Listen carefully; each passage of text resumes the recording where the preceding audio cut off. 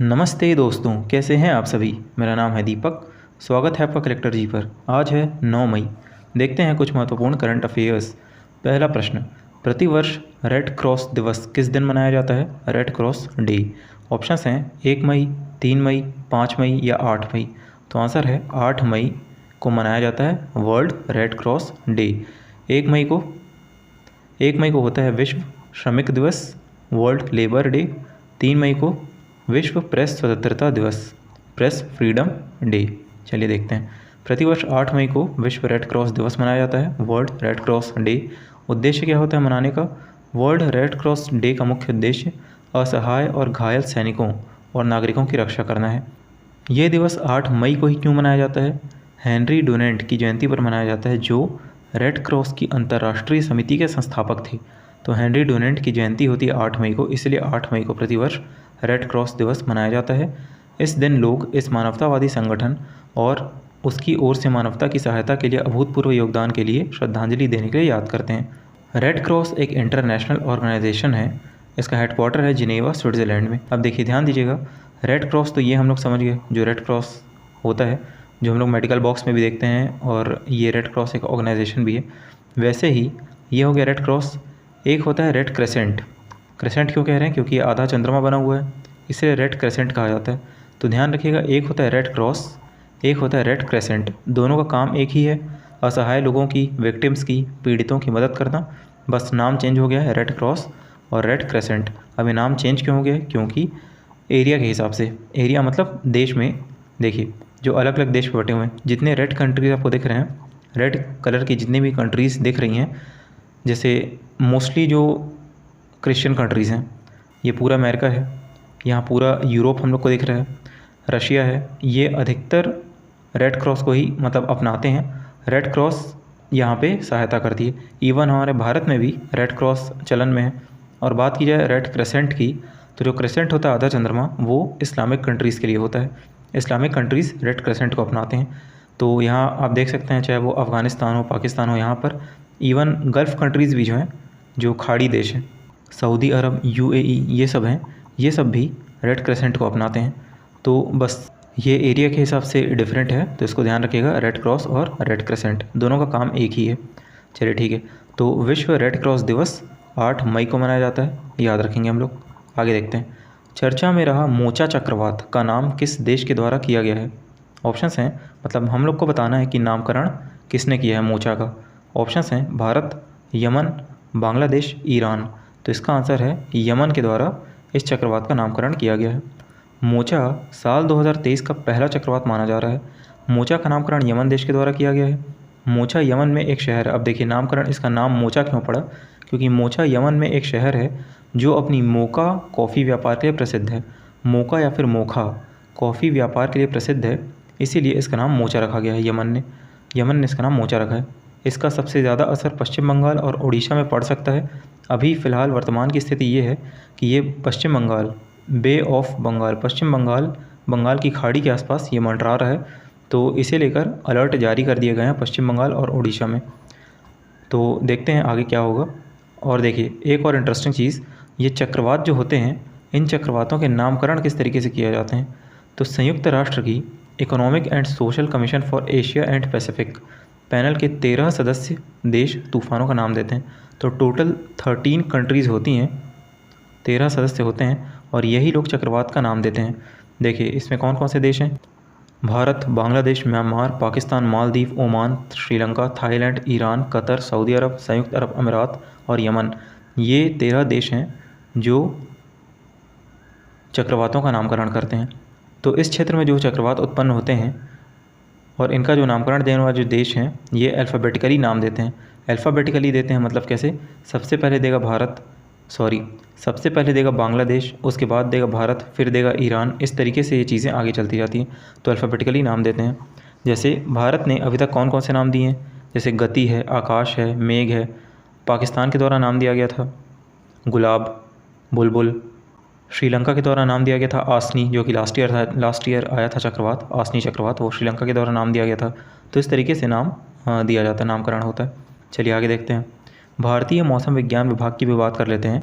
Indian meteorological department के बारे में बात करते हैं। इसकी स्थापना हुई थी 1875 में, 1875। महानिदेशक कौन है इसके वर्तमान में? मृत्युंजय महापात्र। मुख्यालय है नई दिल्ली में। और ये किस विभाग या किस मंत्रालय के अंतर्गत आता है? तो पृथ्वी विज्ञान मंत्रालय के अंतर्गत आता है, भारतीय मौसम विज्ञान विभाग। चलिए आगे देखते हैं।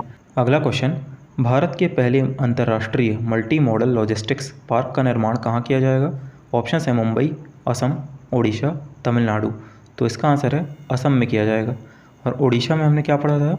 भारत की पहली पुनर्वास कॉलोनी ओडिशा में बसाई जाएगी। चलिए इसके बारे में देखते हैं।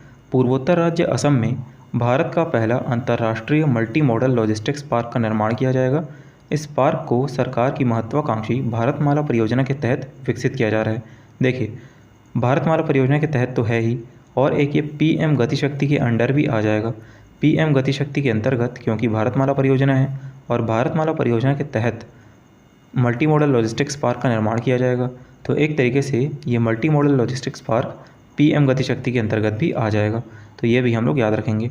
MMLP multi modal logistics park का निर्माण राष्ट्रीय राजमार्ग और अवसंरचना विकास निगम limited, national highway and industrial development corporation limited द्वारा असम के जोगी घोपा में किया जा रहा है। तो ये नाम हम लोग को याद रखना है, असम के जोगी घोपा। असम के जोगी घोपा में भारत का पहला अंतर्राष्ट्रीय मल्टी मॉडल लॉजिस्टिक्स पार्क का निर्माण हो रहा है। इस पार्क को सड़क, रेल, वायु और जल मार्ग से जोड़ा जाएगा। क्यों जोड़ा जाएगा? देखिए, नाम में ही है लॉजिस्टिक्स। लॉजिस्टिक्स मतलब क्या होता है? माल ढुलाई या फिर माल परिवहन, ताकि डिमांड और सप्लाई की चेन सही से चलती रहे। तो सड़क, रेल, वायु, जलमार्ग, इन सब से कनेक्टिविटी बहुत ज़्यादा बढ़ जाएगी और लॉजिस्टिक्स में आसानी होगी। माल ढुलाई में, माल परिवहन में बहुत ज़्यादा आसानी होगी। इसका निर्माण ब्रह्मपुत्र के किनारे 317 एकड़ भूमि में किया जा रहा है। इस परियोजना का उद्देश्य भूटान और बांग्लादेश जैसे पड़ोसी देशों सहित भारत के भूतल क्षेत्र में ट्रांसपोर्ट नेटवर्क को फिर से जीवित करना है। चलिए ठीक है, आगे देखते हैं। बात की जाए असम की, तो राजधानी है दिसपुर। मुख्यमंत्री हेमंत बिस्वा शर्मा। राज्यपाल हैं गुलाब चंद कटारिया। मंदिर कौन सा है फेमस यहाँ पे? कामाख्या मंदिर टेम्पल है, कामाख्या टेम्पल। राष्ट्रीय उद्यान कौन कौन से हैं? काजीरंगा, मानस, नामेरी, डिब्रू सैखोवा, माजुली द्वीप। देखिए, माजुली द्वीप जो है ये विश्व का सबसे बड़ा नदी द्वीप है, जो कि ब्रह्मपुत्र नदी पर है और ये असम में बनता है। तो ये भी हम लोग याद रखेंगे। विश्व का सबसे बड़ा नदी द्वीप माजुली द्वीप, जो कि ब्रह्मपुत्र नदी पर है। और देखिए, असम नॉर्थ ईस्ट में एकमात्र ऐसा राज्य है जिसकी सीमा बाकी सभी पूर्वोत्तर राज्यों से लगती है, चाहे बात हो मेघालय की या फिर अरुणाचल प्रदेश, नागालैंड, मणिपुर, मिज़ोरम या त्रिपुरा, सभी से इसकी सीमा लगती है। चलिए आगे देखते हैं। किस जहाज़ को, जिसे पहला उभयचर युद्धपोत माना जाता है, सेवानिवृत्त किया गया? ऑप्शंस हैं INS मगर, INS Kalvari, INS Khanderi, INS करंज। तो आंसर है INS इंडियन नेवल शिप मगर। और INS कालवरी, खांदेरी और करंज, ये सभी प्रोजेक्ट 75 के अंतर्गत बनी हुई पनडुब्बियाँ हैं, सबमरीन्स हैं, जो कि स्कॉर्पियन श्रेणी की सबमरीन्स हैं। चलिए डिटेल्स देखते हैं। INS मगर को 36 वर्षों की सेवा के बाद सेवानिवृत्त कर दिया गया। 36 वर्षों के बाद डीकमीशन कर दिया गया।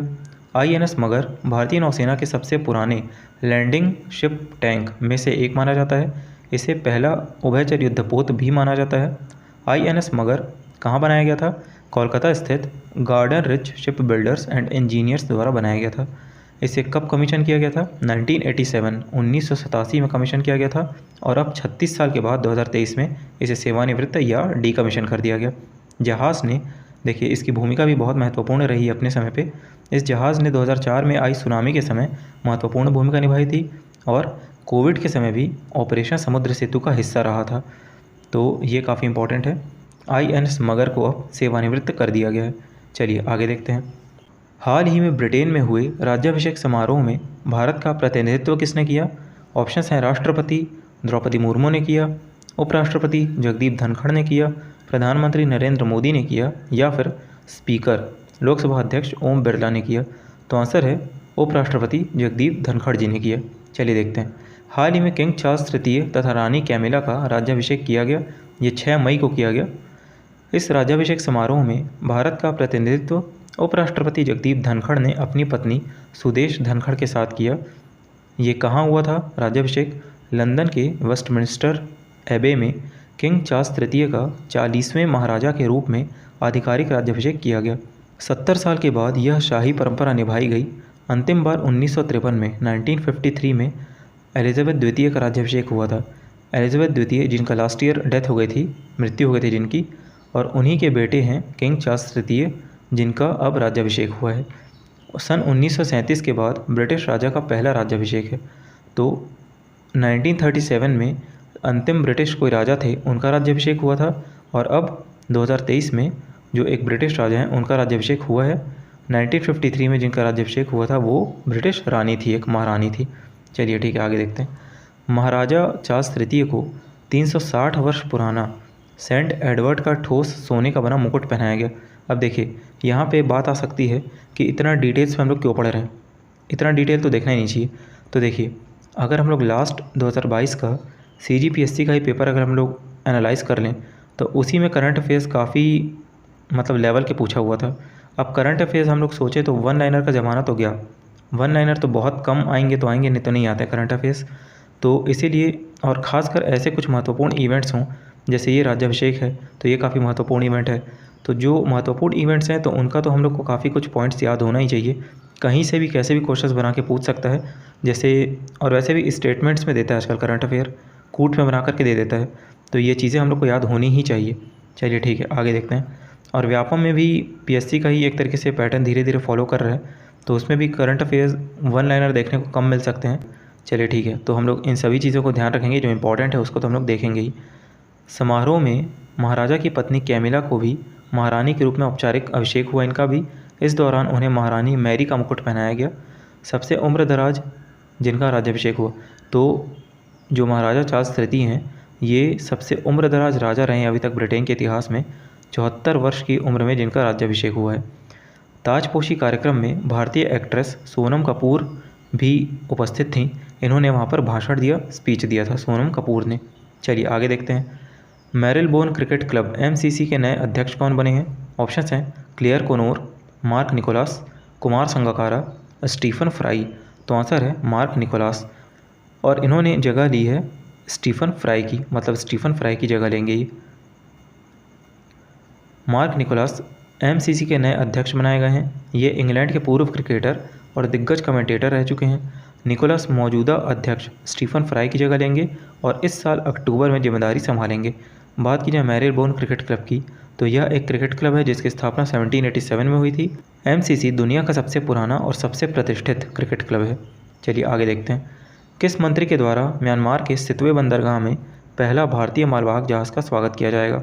ऑप्शंस हैं, तो क्या वो सड़क और परिवहन मंत्री नितिन गडकरी हैं, या वो आयुष मंत्री, बंदरगाह मंत्री, जहाज़ मंत्री सर्बानंद सोनोवाल हैं, या फिर वाणिज्य और उद्योग मंत्री पीयूष गोयल हैं, या फिर विदेश मंत्री S जयशंकर हैं? तो इसका आंसर है सर्बानंद सोनोवाल। केंद्रीय बंदरगाह मंत्री सर्बानंद सोनोवाल भारत के पहले मालवाहक जहाज़ को 9 मई को यानी आज के दिन म्यांमार के सितवे पोर्ट पर स्वागत करेंगे। म्यांमार, देखिए इंपॉर्टेंट क्यों है क्वेश्चन। म्यांमार में स्थित सितवे बंदरगाह का निर्माण भारत की Kaladan multi modal transit transport project के सहयोग से किया गया है। तो ये जो सितवे बंदरगाह है, सितवे पोर्ट है, इसका निर्माण ही भारत ने किया है, भारत के सहयोग से निर्माण किया गया है, तो इसलिए ये इंपॉर्टेंट है। अब इसका महत्व क्या है? अब कोलकाता बंदरगाह से सितवे बंदरगाह पर मालवाहक जहाज़ों की नियमित आवाजाही शुरू हो जाएगी, जिससे बंगाल की खाड़ी में कई आर्थिक व्यापार के दरवाजे खुल जाएंगे। जहाज़ MVITT लोयन V273, देखिए इस जहाज़ का नाम हम लोग याद नहीं रखेंगे क्योंकि बहुत लंबा है और इम्पॉर्टेंट भी नहीं है, बस समझने के लिए ज़रूरी है कि ये जहाज़ 1000 मीट्रिक टन सीमेंट से भरे 20,000 बैग लेकर 9 मई को सितवे पोर्ट पर पहुंचेगा।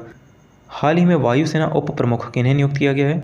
ऑप्शंस हैं आशुतोष दीक्षित, बालकृष्ण मणिकांतन, अमनप्रीत सिंह या संदीप सिंह। तो आंसर है आशुतोष दीक्षित।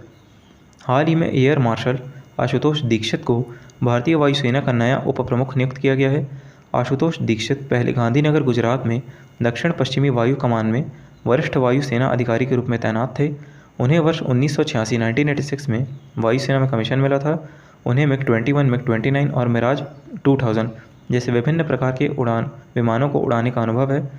सन 2006 में आशुतोष दीक्षित को वायुसेना पदक से भी सम्मानित किया जा चुका है। तो एयर मार्शल आशुतोष दीक्षित वायुसेना के नए उप प्रमुख नियुक्त किए गए हैं। चलिए आगे देखें।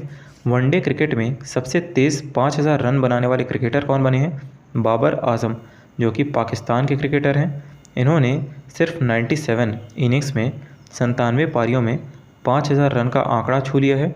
और बात हो रही है वनडे क्रिकेट की, ध्यान रखिएगा, ये T20 की बात नहीं हो रही है, वनडे क्रिकेट की बात हो रही है। तो सबसे तेज़ 5000 रन बनाने वाले क्रिकेटर बने हैं बाबर आजम। चलिए लास्ट क्लास को रिवाइज़ करते हैं।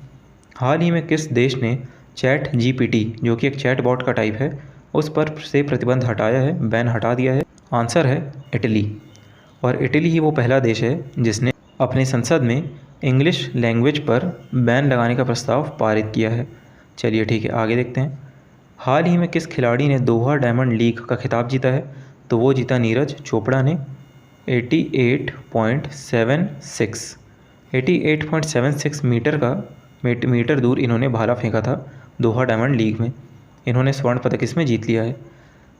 अब देखिए निम्न में से क्या सही है? तो उत्तर पूर्वी राज्य मणिपुर में हिंसा हो रही है और हिंसा को रोकने के लिए अनुच्छेद 355 लागू हो चुका है। तो इसका आंसर क्या है? उपरोक्त दोनों। तो मणिपुर में हिंसा हो रही है और अनुच्छेद 355 वहाँ पे लागू हो चुका है। Order of the rising sun gold and silver star से किसे सम्मानित किया गया? तो आंसर है करमबीर सिंह, इनको सम्मानित किया गया।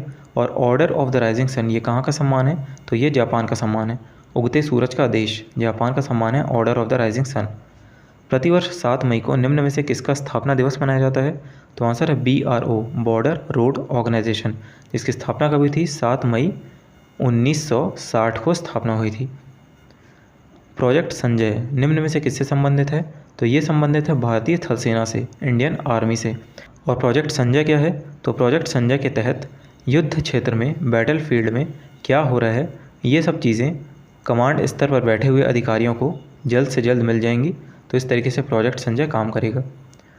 देश की पहली पुनर्वास कॉलोनी कहाँ बनाई जाएगी? तो इसका आंसर है ओडिशा। ओडिशा में देश की पहली पुनर्वास कॉलोनी बनाई जाएगी, जो कि जलवायु परिवर्तन से प्रभावित लोगों के लिए बनाई जाएगी। टोरी बॉवी, इनका निधन हो गया 32 वर्ष की उम्र में। ये विश्व चैंपियन धावक रह चुकी थी, 3 बार ओलंपिक पदक विजेता रह चुकी थी। तो टोरी बॉवी का निधन हो गया है। Okay, thank you. तो ये थी आज की क्लास। मिलते हैं नेक्स्ट वीडियो में। तब तक के लिए आप लोग स्वस्थ रहिए, मस्त रहिए, ध्यान रखिए अपना। Thank you so much.